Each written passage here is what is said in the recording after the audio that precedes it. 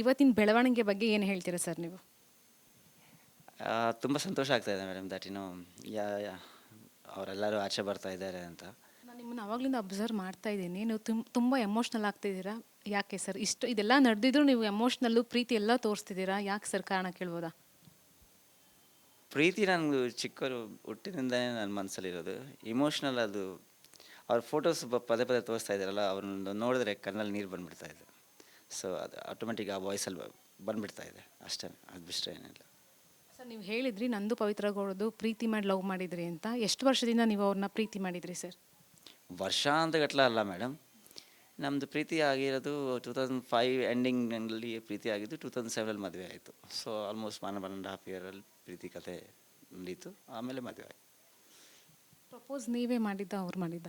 ನಾನೇ ಮಾಡಿದ್ದು madam propose. Definitely girls ಮನಸ್ಸಲ್ಲಿ ಎಷ್ಟಿದ್ರೂ ಗರ್ಲ್ಸ್ ಅಷ್ಟು ಡೇರಿಂಗ್ ಆಗಿ ಬಂದುಬಿಟ್ಟು ನಾನು ಪ್ರೀತಿ ಮಾಡ್ತಾಯಿದ್ದೀನಿ ಅಂತ ಹೇಳಲ್ಲ, ಮಾಡಿಸ್ಕೊಬಿಟ್ಟು ಅದೇ ಹೇಳ್ಸ್ಕೊ ಹುಡುಗನ ಬಾಯಲ್ಲಿ they get the answer what they want. So ಅದೇ ನಡೆದಿತ್ತು. ಸೊ ನಾನು ವಿತ್ ಲೆಟರ್ ಪ್ರಪೋಸ್ ಮಾಡಿದೆ. ಆ್ಯಕ್ಸೆಪ್ಟೆನ್ಸ್ ಸ್ವಲ್ಪ ಒಂದು ವಾರದ ಮೇಲೆ ಬಂದಿತ್ತು.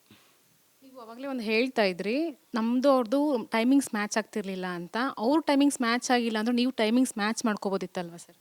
ಮೇಡಮ್ ನಾನಿರೋದು IT ಇಂಡಸ್ಟ್ರಿ, ಒಂದು ಕಂಪ್ನಿದಲ್ಲಿ ಕೆಲಸ. ಆ ಟೈಮಲ್ಲಿ ನಾನು HP ದಲ್ಲಿ ಕೆಲಸ ಮಾಡ್ತಾಯಿದ್ದೆ, ಹ್ಯೂಲೆಟ್ ಪ್ಯಾಕೆಟಲ್ಲಿ.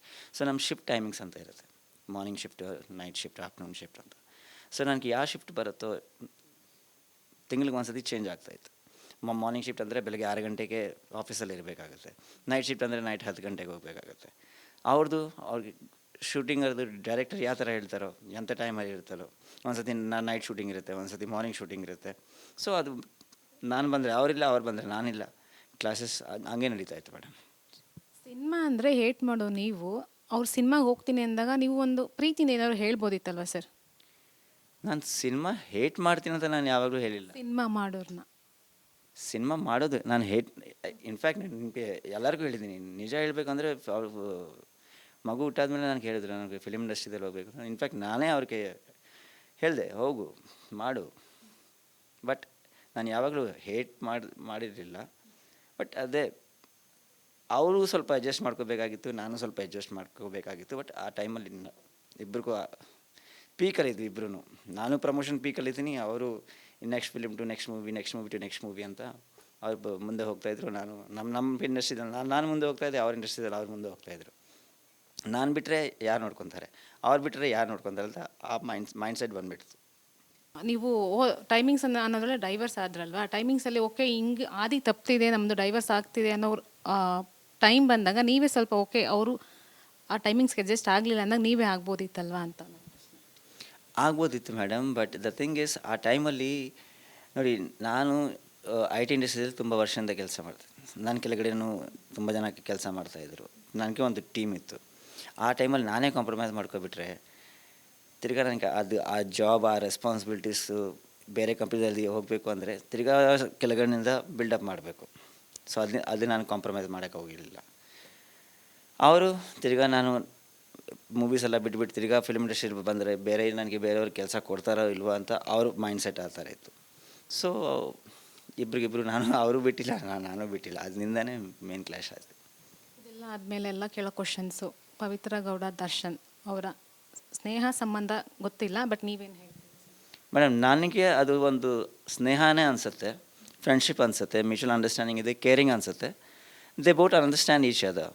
ಬಟ್ ಜನ ಏನು ಹೇಳ್ತಾರೋ ಹೇಳ್ಕೊಳ್ಳಿ. ಅದು ನಾನು ಯಾಕಂದರೆ ಬಟ್ ಕೆಲವೊಂದು ಫೋಟೋಗಳು ತೋರಿಸುತ್ತೆ ಸರ್, ಅಲ್ಲಿ ಪೂಜೆ ಮಾಡೋ ಟೈಮಲ್ಲಿ ಇರಬಹುದು, ಬರ್ಡೇ ಟೈಮಲ್ಲಿ ಇರಬಹುದು, ಅದು ಎಲ್ಲರೂ ಹೇಳ್ತಾರೆ ಮದುವೆ ಆಗಿದ್ದಾರೆ ಅಂತ. ನೋಡಿ, ನಾನು ನೋಡಿಲ್ಲ, ನಾನು ಕಣ್ಣಿಂದ ನೋಡಿಲ್ಲ. ಸೊ ನಾನು ಅದ್ರ ಬಗ್ಗೆ ಕಮೆಂಟ್ ಮಾಡೋಕ್ಕಾಗಲ್ಲ. ಫೋಟೋದಲ್ಲಿ ತೋರಿಸಿದ್ದಾರೆ, ಓಕೆ ಇರ್ಬೋದು, ಒಟ್ಟಿಗೆ ಪೂಜೆ ಮಾಡಿದ್ರೆ ಮೇಡಮ್. ಇವಾಗ ನಾನು ಬೇರೆ ಯಾರೋ ಇದ್ದಿದ್ರೆ ಅವ್ರ ಜೊತೆ ನಿಂತ್ಕೊಂಡು ಪೂಜೆ ಮಾಡಿಬಿಟ್ರೆ ನಾನು ಅವರು ಗಂಡ ಎಂತೀನ ಅಲ್ವಾ?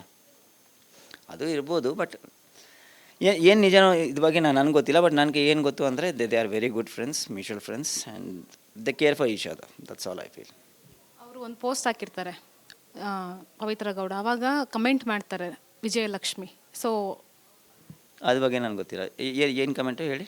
ಕಮೆಂಟ್ ಅಂದರೆ ಬೇರೆಯವ್ರ ಫ್ಯಾಮಿಲಿಗೆ ನೀವು ಬಂದಿರೋ ತಪ್ಪು ಅನ್ನೋದೊಂದು ಕಮೆಂಟ್ ಹಾಕಿರ್ತಾರೆ ಸರ್ ವಿಜಯಲಕ್ಷ್ಮಿ. ಅದಕ್ಕೆ ಇವರು ಒಂದು ಪೋಸ್ಟ್ ಮಾಡ್ತಾರೆ, ಅಂದರೆ ಪವಿತ್ರ ಗೌಡ ಅವರು ದರ್ಶನ್ ಜೊತೆಗಿರೋ ಫೋಟೋನ ಪವಿತ್ರ ಗೌಡ ಹಾಕಿರ್ತಾರೆ ಸರ್ ಅವ್ರ ಪರ್ಸ್ನಲ್ ಇದನ್ನು ಅದಕ್ಕೆ ವಿಜಯಲಕ್ಷ್ಮಿ ಅವ್ರ ಸ್ಟೇಟಸಲ್ಲಿ ಹಾಕ್ಕೊಂಡಿರ್ತಾರೆ ಬೇರೆಯವರ ಲೈಫಲ್ಲಿ ನೀವು ಬಂದಿರೋ ತಪ್ಪು ಇದು ಅನ್ನೋದು ಹೇಳಿರ್ತಾರೆ ಸರ್.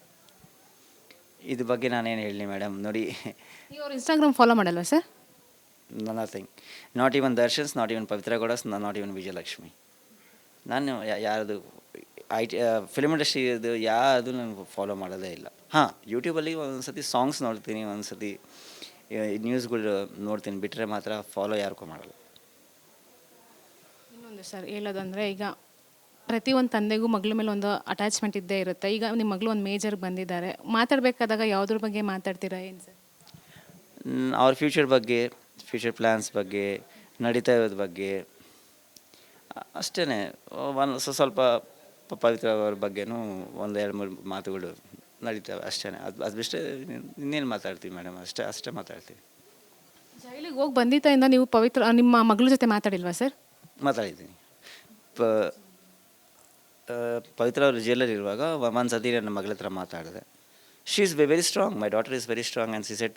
ಇನ್ಫ್ಯಾಕ್ಟ್ ಅವರೇ ನಾನು ಕೇಳ್ತಾ ಇದ್ರು, ಪಾಪ don't worry, everything will be fine and things will happen good ಅಂತ.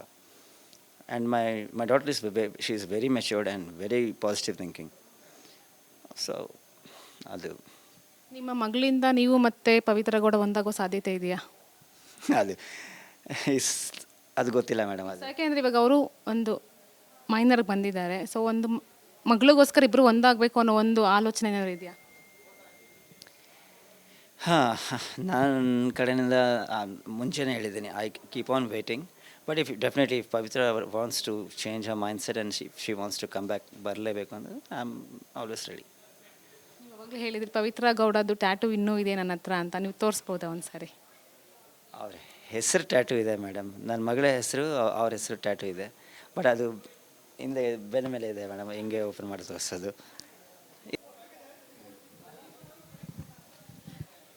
ಇನ್ನೂ ಅವ್ರ ಮೇಲೆ ಇಷ್ಟೊಂದು ಪ್ರೀತಿ ಇಟ್ಕೊಂಡಿದ್ದೀರಾ, ಯಾಕೆ ಸರ್? ಪ್ರೀತಿ ಅಂದರೆ ಇಟ್ಸ್ ಬ್ರೀತಿಂಗ್ ಮೇಡಮ್. ಅದೊಂದು ನಾವು ಉಸಿರು ತಗೊತೀವಲ್ವ, ಅದೇ ಪ್ರೀತಿ. ಉಸಿರು ಬಿಟ್ಟು ಅಂದರೆ ಪ್ರೀತಿ ಬಿಟ್ಟು ಅಷ್ಟೇ. ಸೊ ನಾನು ಪ್ರೀತಿ ಉಸಿರು ಹೋದ್ಮೇಲೆ. ಜೈಲಿಂದ ಹೊರಗಡೆ ಬರ್ತಾ ಇದ್ದಾರೆ, ಏನು ಹೇಳ್ತೀರಾ ಅವ್ರ ಬಗ್ಗೆ? ಅವ್ರ ಪವಿತ್ರಗೆ ಏನು ಹೇಳೋಕ್ಕೆ ಅವಶ್ಯಕತೆನೇ ಇಲ್ಲ ಮೇಡಮ್. ಶ್ರೀನಿವಾಸ್ ಅವರು ಏನು ಮಾಡಬೇಕು, ಎಂತ ಮಾಡಬೇಕು, ಯಾವ ಥರ ಲೈಫ್ ಲೀಡ್ ಮಾಡಬೇಕು ಅಂತ. ಬಸ್ ಎಲ್ಲಿದ್ರು ಚೆನ್ನಾಗಿರು, ಹ್ಯಾಪಿಯಾಗಿರು ಅಷ್ಟೇ ಅಂತ ಹೇಳ್ತೀನಿ ನಾನು. ಇವತ್ತಿನ ಬೆಳವಣಿಗೆ ಬಗ್ಗೆ ಏನು ಹೇಳ್ತೀರಾ ಸರ್ ನೀವು? ತುಂಬ ಸಂತೋಷ ಆಗ್ತಾಯಿದೆ ಮೇಡಮ್, ದಟ್ ಅವರೆಲ್ಲರೂ ಆಚೆ ಬರ್ತಾ ಇದ್ದಾರೆ ಅಂತ. ನಾನು ನಿಮ್ಮನ್ನು ಅವಾಗಲಿಂದ ಅಬ್ಸರ್ವ್ ಮಾಡ್ತಾ ಇದ್ದೀನಿ, ನೀವು ತುಂಬ ಎಮೋಷ್ನಲ್ ಆಗ್ತಿದ್ದೀರಾ. ಯಾಕೆ ಸರ್ ಇದೆಲ್ಲ ನಡೆದಿದ್ರು ನೀವು ಎಮೋಷ್ನಲ್ಲು ಪ್ರೀತಿ ಎಲ್ಲ ತೋರಿಸ್ತಿದ್ದೀರಾ, ಯಾಕೆ ಸರ್? ಕಾರಣ ಕೇಳ್ಬೋದಾ? ಪ್ರೀತಿ ನನಗೆ ಚಿಕ್ಕವರು ಹುಟ್ಟಿನಿಂದನೇ ನನ್ನ ಮನಸ್ಸಲ್ಲಿರೋದು. ಇಮೋಷ್ನಲ್ ಅದು ಅವ್ರ ಫೋಟೋಸ್ ಪದೇ ಪದೇ ತೋರಿಸ್ತಾ ಇದ್ದಾರಲ್ಲ, ಅವ್ರನ್ನ ನೋಡಿದ್ರೆ ಕಣ್ಣಲ್ಲಿ ನೀರು ಬಂದುಬಿಡ್ತಾ ಇದೆ. ಸೊ ಅದು ಆಟೋಮೆಟಿಕ್ ಆ ವಾಯ್ಸಲ್ಲಿ ಬಂದುಬಿಡ್ತಾ ಇದೆ ಅಷ್ಟೇ, ಅದು ಬಿಟ್ಟರೆ ಏನಿಲ್ಲ. ಸರ್ ನೀವು ಹೇಳಿದ್ರಿ ನಂದು ಪವಿತ್ರ ಗೌಡದು ಪ್ರೀತಿ ಮಾಡಿ ಲವ್ ಮಾಡಿದ್ರಿ ಅಂತ, ಎಷ್ಟು ವರ್ಷದಿಂದ ನೀವು ಅವ್ರನ್ನ ಪ್ರೀತಿ ಮಾಡಿದ್ರಿ ಸರ್? ವರ್ಷ ಅಂತ ಗಟ್ಟಲ ಅಲ್ಲ ಮೇಡಮ್, ನಮ್ಮದು ಪ್ರೀತಿ ಆಗಿರೋದು 2005 ಎಂಡಿಂಗ್ನಲ್ಲಿ ಪ್ರೀತಿ ಆಗಿದ್ದು, 2007 ಮದುವೆ ಆಯಿತು. ಸೊ ಆಲ್ಮೋಸ್ಟ್ 1.5 ಇಯರಲ್ಲಿ ಪ್ರೀತಿ ಕತೆ ನಡೀತು, ಆಮೇಲೆ ಮದುವೆ ಆಯಿತು. ಪ್ರಪೋಸ್ ನೀವೇ ಮಾಡಿದ್ದ ಅವ್ರು ಮಾಡಿದ್ದ? ನಾನೇ ಮಾಡಿದ್ದು ಮೇಡಮ್ ಪ್ರಪೋಸ್. ಡೆಫಿನೆಟ್ಲಿ ಗರ್ಲ್ಸ್ ಮನಸ್ಸಲ್ಲಿ ಎಷ್ಟಿದ್ರೂ ಗರ್ಲ್ಸ್ ಅಷ್ಟು ಡೇರಿಂಗಾಗಿ ಬಂದುಬಿಟ್ಟು ನಾನು ಪ್ರೀತಿ ಮಾಡ್ತಾಯಿದ್ದೀನಿ ಅಂತ ಹೇಳಲ್ಲ, ಮಾಡಿಸ್ಕೊಬಿಟ್ಟು ಅದೇ ಹುಡುಗನ ಬಾಯಲ್ಲಿ they get the answer what they want. So ಅದೇ ನಡೆದಿತ್ತು. ಸೊ ನಾನು ವಿತ್ ಲೆಟರ್ ಪ್ರಪೋಸ್ ಮಾಡಿದೆ. ಆಕ್ಸೆಪ್ಟೆನ್ಸ್ ಸ್ವಲ್ಪ ಒಂದು ವಾರದ ಮೇಲೆ ಬಂದಿತ್ತು. ನೀವು ಅವಾಗಲೇ ಒಂದು ಹೇಳ್ತಾ ಇದ್ರಿ ನಮ್ಮದು ಅವ್ರದ್ದು ಟೈಮಿಂಗ್ಸ್ ಮ್ಯಾಚ್ ಆಗ್ತಿರ್ಲಿಲ್ಲ ಅಂತ. ಅವ್ರ ಟೈಮಿಂಗ್ಸ್ ಮ್ಯಾಚ್ ಆಗಿಲ್ಲ ಅಂದ್ರೆ ನೀವು ಟೈಮಿಂಗ್ಸ್ ಮ್ಯಾಚ್ ಮಾಡ್ಕೋಬೋದಿತ್ತಲ್ವ ಸರ್? ಮೇಡಮ್ ನಾನಿರೋದು IT ಇಂಡಸ್ಟ್ರಿ, ಒಂದು ಕಂಪ್ನಿದಲ್ಲಿ ಕೆಲಸ. ಆ ಟೈಮಲ್ಲಿ ನಾನು HP ದಲ್ಲಿ ಕೆಲಸ ಮಾಡ್ತಾಯಿದ್ದೆ, ಹ್ಯೂಲೆಟ್ ಪ್ಯಾಕೆಟಲ್ಲಿ. ಸೊ ನಮ್ಮ ಶಿಫ್ಟ್ ಟೈಮಿಂಗ್ಸ್ ಅಂತ ಇರುತ್ತೆ, morning shift, night shift, afternoon shift ಅಂತ. ಸೊ ನನಗೆ ಯಾವ ಶಿಫ್ಟ್ ಬರುತ್ತೋ ತಿಂಗ್ಳಿಗೆ ಒಂದು ಸತಿ ಚೇಂಜ್ ಆಗ್ತಾಯಿತ್ತು. ಮಾರ್ನಿಂಗ್ ಶಿಫ್ಟ್ ಅಂದರೆ ಬೆಳಗ್ಗೆ 6 ಗಂಟೆಗೆ ಆಫೀಸಲ್ಲಿ ಇರಬೇಕಾಗುತ್ತೆ, ನೈಟ್ ಶಿಫ್ಟ್ ಅಂದರೆ ನೈಟ್ 10 ಗಂಟೆಗೆ ಹೋಗಬೇಕಾಗುತ್ತೆ. ಅವ್ರಿಗೆ ಶೂಟಿಂಗ್ ಅದು ಡೈರೆಕ್ಟರ್ ಯಾವ ಥರ ಹೇಳ್ತಾರೋ, ಎಂಥ ಟೈಮಲ್ಲಿ ಇರ್ತಾರೋ, ಒಂದು ಸತಿ ನೈಟ್ ಶೂಟಿಂಗ್ ಇರುತ್ತೆ, ಒಂದು ಸತಿ ಮಾರ್ನಿಂಗ್ ಶೂಟಿಂಗ್ ಇರುತ್ತೆ. ಸೊ ಅದು ನಾನು ಬಂದರೆ ಅವರಿಲ್ಲ, ಅವ್ರು ಬಂದರೆ ನಾನಿಲ್ಲ, ಕ್ಲಾಸಸ್ ಹಂಗೆ ನಡೀತಾಯಿತ್ತು ಮೇಡಮ್. ಸಿನಿಮಾ ಅಂದರೆ ಹೇಟ್ ಮಾಡೋ ನೀವು ಅವ್ರ ಸಿನಿಮಾಗೆ ಹೋಗ್ತೀನಿ ಅಂದಾಗ ನೀವು ಒಂದು ಪ್ರೀತಿಯಿಂದ ಏನಾದ್ರು ಹೇಳ್ಬೋದಿತ್ತಲ್ವ ಸರ್? ನಾನು ಸಿನಿಮಾ ಹೇಟ್ ಮಾಡ್ತೀನಿ ಅಂತ ನಾನು ಯಾವಾಗಲೂ ಹೇಳಿಲ್ಲ. ಸಿನಿಮಾ ಮಾಡೋರ್ನ ಸಿನಿಮಾ ಮಾಡೋದು ನಾನು ಹೇಟ್ ಇನ್ಫ್ಯಾಕ್ಟ್ ನಿಮಗೆ ಎಲ್ಲರಿಗೂ ಹೇಳಿದ್ದೀನಿ, ನಿಜ ಹೇಳಬೇಕಂದ್ರೆ ಅವ್ರು ಮಗು ಹುಟ್ಟಾದ್ಮೇಲೆ ನನಗೆ ಹೇಳಿದ್ರು ನನಗೆ ಫಿಲಿಮ್ ಇಂಡಸ್ಟ್ರಿದಲ್ಲಿ ಹೋಗಬೇಕು. ಇನ್ಫ್ಯಾಕ್ಟ್ ನಾನೇ ಅವ್ರಿಗೆ ಹೇಳಿದೆ, ಹೋಗು ಮಾಡು. ಬಟ್ ನಾನು ಯಾವಾಗಲೂ ಹೇಟ್ ಮಾಡಿರಲಿಲ್ಲ. ಬಟ್ ಅದೇ ಅವರು ಸ್ವಲ್ಪ ಅಡ್ಜಸ್ಟ್ ಮಾಡ್ಕೋಬೇಕಾಗಿತ್ತು, ನಾನು ಸ್ವಲ್ಪ ಅಡ್ಜಸ್ಟ್ ಮಾಡ್ಕೋಬೇಕಾಗಿತ್ತು. ಬಟ್ ಆ ಟೈಮಲ್ಲಿ ಇಬ್ಬರಿಗೂ ಪೀಕಲ್ಲಿದ್ವಿ ಇಬ್ಬರೂ. ನಾನು ಪ್ರಮೋಷನ್ ಪೀಕಲ್ಲಿದ್ದೀನಿ, ಅವರು next film to next movie, next movie to next movie ಅಂತ ಅವ್ರು ಮುಂದೆ ಹೋಗ್ತಾಯಿದ್ರು. ನಾನು ನಮ್ಮ ಇಂಡಸ್ಟ್ರಿದಲ್ಲಿ ನಾನು ಮುಂದೆ ಹೋಗ್ತಾಯಿದ್ದೆ, ಅವ್ರ ಇಂಡಸ್ಟ್ರಿದಲ್ಲಿ ಅವ್ರು ಮುಂದೆ ಹೋಗ್ತಾಯಿದ್ರು. ನಾನು ಬಿಟ್ಟರೆ ಯಾರು ನೋಡ್ಕೊತಾರೆ, ಅವ್ರು ಬಿಟ್ಟರೆ ಯಾರು ನೋಡ್ಕೊತಾರೆ ಅಂತ ಆ ಮೈಂಡ್ ಸೆಟ್ ಬಂದುಬಿಡ್ತು. ನೀವು ಟೈಮಿಂಗ್ಸ್ ಅನ್ನೋದ್ರಲ್ಲಿ ಡೈವರ್ಸ್ ಆದ್ರಲ್ವಾ, ಟೈಮಿಂಗ್ಸಲ್ಲಿ ಓಕೆ ಹಿಂಗೆ ಆದಿ ತಪ್ತಿದೆ ನಮ್ಮದು ಡೈವರ್ಸ್ ಆಗ್ತಿದೆ ಅನ್ನೋ ಟೈಮ್ ಬಂದಾಗ ನೀವೇ ಸ್ವಲ್ಪ ಓಕೆ ಅವರು ಆ ಟೈಮಿಂಗ್ಸ್ಗೆ ಅಡ್ಜಸ್ಟ್ ಆಗಲಿಲ್ಲ ಅಂದಾಗ ನೀವೇ ಆಗ್ಬೋದಿತ್ತಲ್ವಾ ಅಂತ. ಆಗ್ಬೋದಿತ್ತು madam, but the thing is ಆ ಟೈಮಲ್ಲಿ ನೋಡಿ, ನಾನು ಐ ಟಿ ಇಂಡಸ್ಟ್ರಿಯಲ್ಲಿ ತುಂಬ ವರ್ಷದಿಂದ ಕೆಲಸ ಮಾಡ್ತೀನಿ. ನನ್ನ ಕೆಳಗಡೆನೂ ತುಂಬ ಜನ ಕೆಲಸ ಮಾಡ್ತಾಯಿದ್ರು. ನನಗೆ ಒಂದು ಟೀಮ್ ಇತ್ತು. ಆ ಟೈಮಲ್ಲಿ ನಾನೇ ಕಾಂಪ್ರಮೈಸ್ ಮಾಡ್ಕೊಬಿಟ್ರೆ ತಿರ್ಗಾ ನನಗೆ ಆ ಜಾಬ್, ಆ ರೆಸ್ಪಾನ್ಸಿಬಿಲಿಟೀಸು ಬೇರೆ ಕಂಪ್ನಿಯಲ್ಲಿ ಹೋಗಬೇಕು ಅಂದರೆ ತಿರ್ಗಾ ಕೆಳಗಡೆಯಿಂದ ಬಿಲ್ಡಪ್ ಮಾಡಬೇಕು. ಸೊ ಅದು ನಾನು ಕಾಂಪ್ರಮೈಸ್ ಮಾಡೋಕ್ಕೆ ಹೋಗಿರಲಿಲ್ಲ.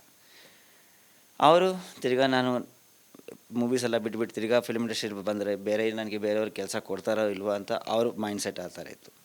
ಸೊ ಇಬ್ರಿಗಿಬ್ರು ಅವರು ಬಿಟ್ಟಿಲ್ಲ, ನಾನು ಬಿಟ್ಟಿಲ್ಲ. ಅದರಿಂದನೇ ಮೇನ್ ಕ್ಲಾಶ್ ಆಯಿತು. ಇದೆಲ್ಲ ಆದಮೇಲೆ ಎಲ್ಲ ಕೇಳೋ ಕ್ವಶನ್ಸು, ಪವಿತ್ರ ಗೌಡ ದರ್ಶನ್ ಅವರ ಸ್ನೇಹ ಸಂಬಂಧ ಗೊತ್ತಿಲ್ಲ, ಬಟ್ ನೀವೇನು ಹೇಳ್ತೀರಿ ಮೇಡಮ್? ನನಗೆ ಅದು ಒಂದು ಸ್ನೇಹನೇ ಅನಿಸುತ್ತೆ, ಫ್ರೆಂಡ್ಶಿಪ್ ಅನಿಸುತ್ತೆ, ಮ್ಯೂಚುವಲ್ ಅಂಡರ್ಸ್ಟ್ಯಾಂಡಿಂಗ್ ಇದೆ, ಕೇರಿಂಗ್ ಅನಿಸುತ್ತೆ. They boat understand each other.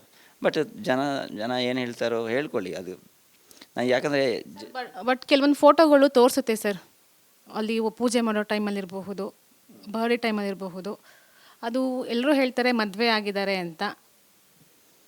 ನೋಡಿ, ನಾನು ನೋಡಿಲ್ಲ, ನಾನು ಕಣ್ಣಿಂದ ನೋಡಿಲ್ಲ. ಸೊ ನಾನು ಅದ್ರ ಬಗ್ಗೆ ಕಮೆಂಟ್ ಮಾಡೋಕ್ಕಾಗಲ್ಲ. ಫೋಟೋದಲ್ಲಿ ತೋರಿಸಿದ್ದಾರೆ, ಓಕೆ ಇರ್ಬೋದು, ಒಟ್ಟಿಗೆ ಪೂಜೆ ಮಾಡಿದ್ರೆ ಮೇಡಮ್. ಇವಾಗ ನಾನು ಬೇರೆ ಯಾರೋ ಇದ್ದಿದ್ರೆ ಅವ್ರ ಜೊತೆ ನಿಂತ್ಕೊಂಡು ಪೂಜೆ ಮಾಡಿಬಿಟ್ರೆ ನಾನು ಅವರು ಗಂಡ ಎಂತೀನ ಅಲ್ವಾ? ಅದು ಇರ್ಬೋದು. ಬಟ್ ಏನು ನಿಜನೋ ಇದ್ರ ಬಗ್ಗೆ ನನಗೆ ಗೊತ್ತಿಲ್ಲ. ಬಟ್ ನನಗೆ ಏನು ಗೊತ್ತು ಅಂದರೆ they are very good friends, mutual friends, and they care for each other. That's all I feel. ಅವರು ಒಂದು ಪೋಸ್ಟ್ ಹಾಕಿರ್ತಾರೆ ಪವಿತ್ರ ಗೌಡ, ಆವಾಗ ಕಮೆಂಟ್ ಮಾಡ್ತಾರೆ ವಿಜಯಲಕ್ಷ್ಮಿ. ಸೊ ಅದ್ರ ಬಗ್ಗೆ ನನಗೆ ಗೊತ್ತಿಲ್ಲ. ಏನು ಕಮೆಂಟು ಹೇಳಿ? ಕಮೆಂಟ್ ಅಂದರೆ ಬೇರೆಯವ್ರ ಫ್ಯಾಮಿಲಿಗೆ ನೀವು ಬಂದಿರೋ ತಪ್ಪು ಅನ್ನೋದೊಂದು ಕಮೆಂಟ್ ಹಾಕಿರ್ತಾರೆ ಸರ್ ವಿಜಯಲಕ್ಷ್ಮಿ. ಅದಕ್ಕೆ ಇವರು ಒಂದು ಪೋಸ್ಟ್ ಮಾಡ್ತಾರೆ, ಅಂದರೆ ಪವಿತ್ರ ಗೌಡ ಅವರು ದರ್ಶನ್ ಜೊತೆಗಿರೋ ಫೋಟೋನ ಪವಿತ್ರ ಗೌಡ ಹಾಕಿರ್ತಾರೆ ಸರ್, ಅವ್ರ ಪರ್ಸ್ನಲ್ ಇದನ್ನು. ಅದಕ್ಕೆ ವಿಜಯಲಕ್ಷ್ಮಿ ಅವ್ರ ಸ್ಟೇಟಸಲ್ಲಿ ಹಾಕ್ಕೊಂಡಿರ್ತಾರೆ, ಬೇರೆಯವರ ಲೈಫಲ್ಲಿ ನೀವು ಬಂದಿರೋ ತಪ್ಪು ಇದು ಅನ್ನೋದು ಹೇಳಿರ್ತಾರೆ ಸರ್. ಇದ್ರ ಬಗ್ಗೆ ನಾನೇನು ಹೇಳಲಿ ಮೇಡಮ್? ನೋಡಿ, ನೀವು ಅವ್ರ ಇನ್ಸ್ಟಾಗ್ರಾಮ್ ಫಾಲೋ ಮಾಡಲ್ವಾ sir? Nothing, not even Darshan's, not even Pavithra Gowda's, not even Vijayalakshmi. ನಾನು ಯಾರದು ಫಿಲ್ಮ್ ಇಂಡಸ್ಟ್ರಿದು ಯಾವುದು ನಾನು ಫಾಲೋ ಮಾಡೋದೇ ಇಲ್ಲ. ಹಾಂ, ಯೂಟ್ಯೂಬಲ್ಲಿ ಒಂದು ಸತಿ ಸಾಂಗ್ಸ್ ನೋಡ್ತೀನಿ, ಒಂದು ಸತಿ ನ್ಯೂಸ್ಗಳು ನೋಡ್ತೀನಿ, ಬಿಟ್ಟರೆ ಮಾತ್ರ ಫಾಲೋ ಯಾರಿಗೂ ಮಾಡಲ್ಲ. ಇನ್ನೊಂದು ಸರ್ ಹೇಳೋದಂದರೆ, ಈಗ ಪ್ರತಿಯೊಂದು ತಂದೆಗೂ ಮಗಳ ಮೇಲೆ ಒಂದು ಅಟ್ಯಾಚ್ಮೆಂಟ್ ಇದ್ದೇ ಇರುತ್ತೆ. ಈಗ ನಿಮ್ಮ ಮಗಳು ಒಂದು ಮೇಜರ್ಗೆ ಬಂದಿದ್ದಾರೆ, ಮಾತಾಡಬೇಕಾದಾಗ ಯಾವುದ್ರ ಬಗ್ಗೆ ಮಾತಾಡ್ತೀರಾ ಏನು ಸರ್? ಅವ್ರ ಫ್ಯೂಚರ್ ಬಗ್ಗೆ, ಫ್ಯೂಚರ್ ಪ್ಲ್ಯಾನ್ಸ್ ಬಗ್ಗೆ, ನಡೀತಾ ಇರೋದ್ರ ಬಗ್ಗೆ ಅಷ್ಟೇ. ಸ್ವಲ್ಪ ಪವಿತ್ರ ಅವ್ರ ಬಗ್ಗೆನೂ ಒಂದು 2-3 ಮಾತುಗಳು ನಡೀತವೆ ಅಷ್ಟೇ. ಅದು ಬಿಟ್ಟರೆ ಇನ್ನೇನು ಮಾತಾಡ್ತೀವಿ ಮೇಡಮ್? ಅಷ್ಟೇ ಮಾತಾಡ್ತೀವಿ. ಜೈಲಿಗೆ ಹೋಗಿ ಬಂದಿದ್ದರಿಂದ ನೀವು ಪವಿತ್ರ ನಿಮ್ಮ ಮಗಳ ಜೊತೆ ಮಾತಾಡಿಲ್ವಾ ಸರ್? ಮಾತಾಡಿದ್ದೀನಿ. ಪವಿತ್ರ ಅವರು ಜೈಲಲ್ಲಿ ಇರುವಾಗ ಒಂದು ಸತಿ ನನ್ನ ಮಗಳ ಹತ್ರ ಮಾತಾಡಿದೆ. She is very strong, my daughter is very strong and she set. In fact ಅವರೇ ನಾನು ಕೇಳ್ತಾ ಇದ್ರು, ಪಾಪ don't worry, everything will be fine and things will happen good ಅಂತ. And my daughter she is very matured and very positive thinking. So ಅದು ನಿಮ್ಮ ಮಗಳಿಂದ ನೀವು ಮತ್ತೆ ಪವಿತ್ರ ಗೌಡ ಒಂದಾಗೋ ಸಾಧ್ಯತೆ ಇದೆಯಾ?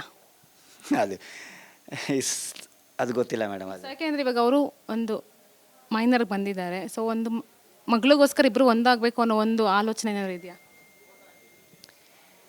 ಹಾಂ, ನನ್ನ ಕಡೆಯಿಂದ ಮುಂಚೆನೇ ಹೇಳಿದ್ದೀನಿ, ಐ ಕೀಪ್ ಆನ್ ವೇಟಿಂಗ್.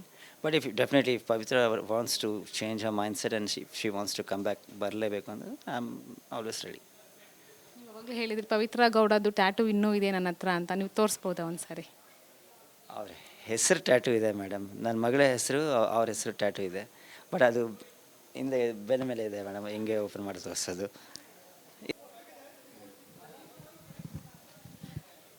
ಇನ್ನೂ ಅವ್ರ ಮೇಲೆ ಇಷ್ಟೊಂದು ಪ್ರೀತಿ ಇಟ್ಕೊಂಡಿದ್ದೀರಾ, ಯಾಕೆ ಸರ್?